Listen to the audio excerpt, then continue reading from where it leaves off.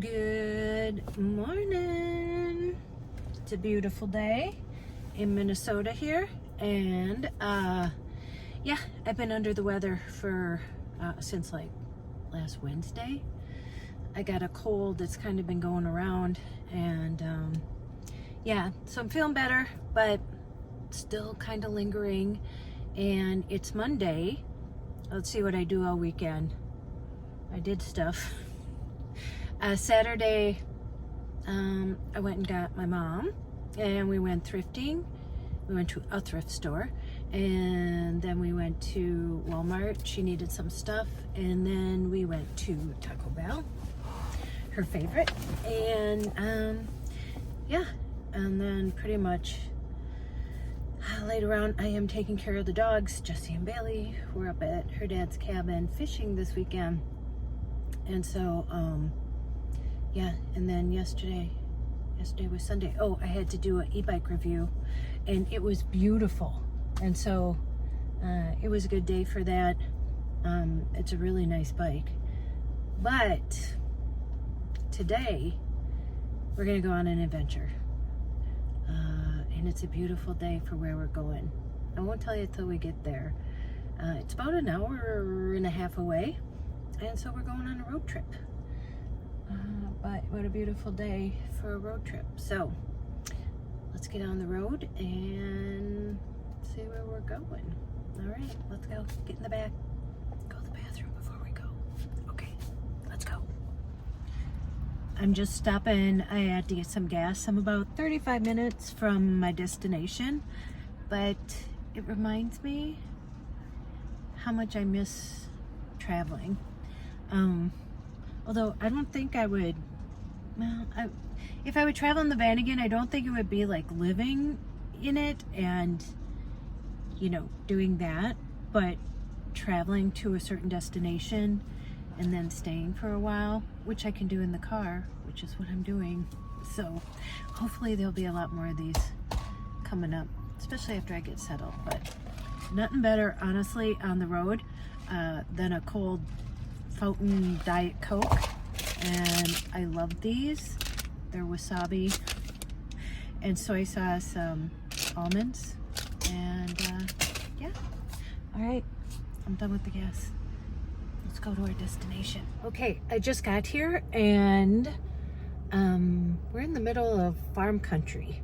Once I turned off the freeway, it's so beautiful. It's just all farms, but I just want to show you what I'm coming up to. So somebody put this together, and it's free, and anybody can come here and see it, but we're in Boomerville. That's what they call it, but I'm going to show you what I see. Okay, I pulled in here, and it's this. I'm not sure if that's open or not. We'll have to check. That sign says Boomerville on it, and then just kind of that, like some wagon wheels or something. I don't want to make you dizzy, but it says parking, and so that's what we're gonna do. I've never heard of this place. Jesse ran across it on TikTok or Instagram. Wasn't that pretty? I wonder. Okay, look at that. Look at all that land. Okay, here's a guy. We're here, and that was so cool. So I was pulling in after I did that last little video clip coming in, and that's why I turned it off abruptly, because there was a man standing down there, and he happens to be the owner of this place. And so we are at the Lilac Labyrinth in St. Cloud, Minnesota.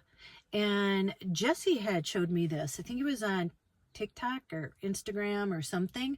And I guess Kira Levin came out here. I checked out the website the last 3 years in a row, and they were going to come out here. He said it might be a little disappointing because of the weather. It had been, I think it opened last weekend. It had been really rainy, and then, you know, it's been colder than normal. But it's been beautiful the last couple of days. But this property is so beautiful. So he's my friend now. He's my Facebook friend. And yeah, well, they're doing some photos here. Okay, let's get out of the car and let's go see it. I'm excited.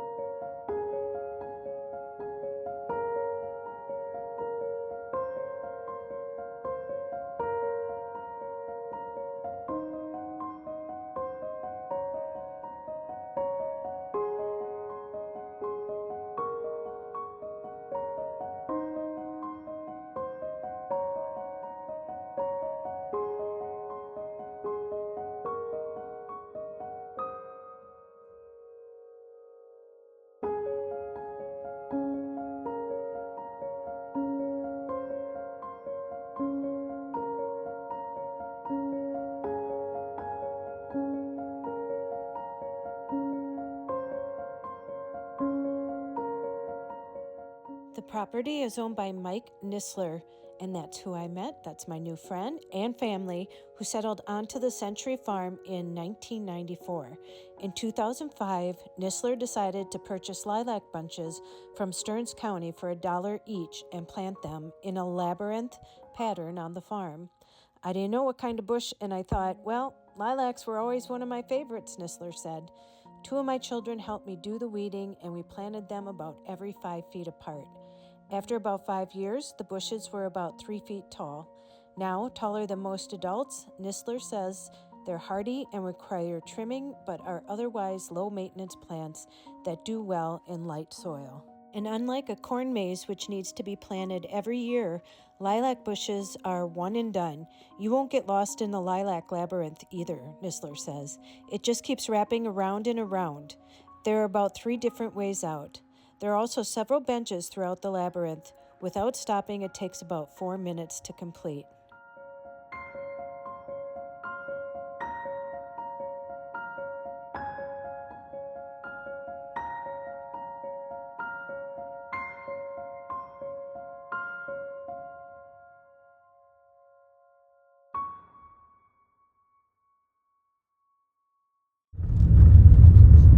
Okay, new adventure while we're out here. Oh, look at that cool house. He told me there's a park, there's a nature preserve, I think. It's only a couple miles away from where the lilac maze was, so we're gonna go check it out. We're at the Rockville County Park and Nature Preserve, but I'll get out and show you. So this is where I'm at. But it looks like there's good places to go, like hiking. I saw trails back there, but unfortunately I am not equipped today to go hiking. But it's a nature preserve, so it's beautiful. It's a beautiful day. It was a beautiful day to go on a ride.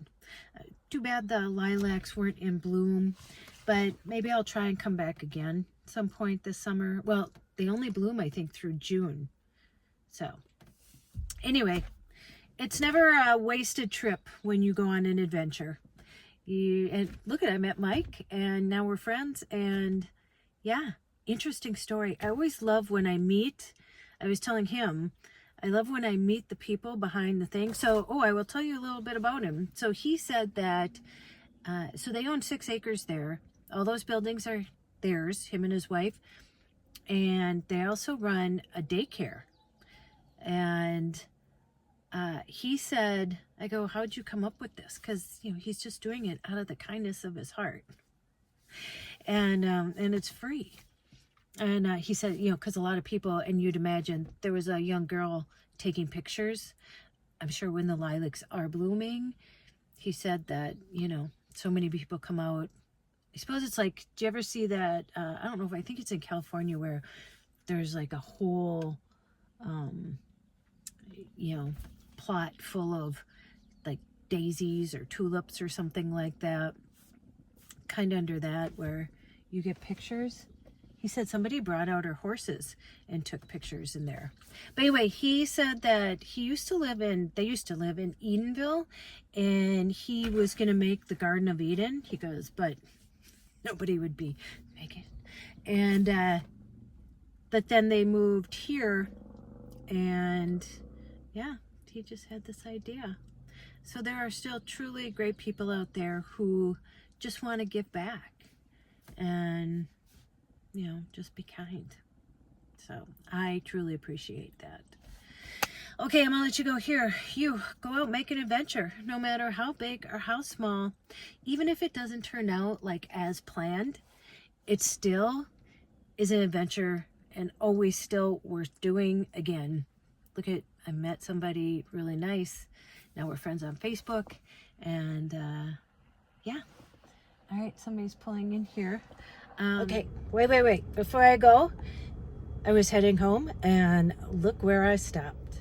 Yep, feels like a true road trip now. I love me some loves. And I even got a grilled chicken taco. Oops, he fell over. Go call someone you love. And don't you dare forget your magic. Okay, I'll see you in the next one. Okay, bye.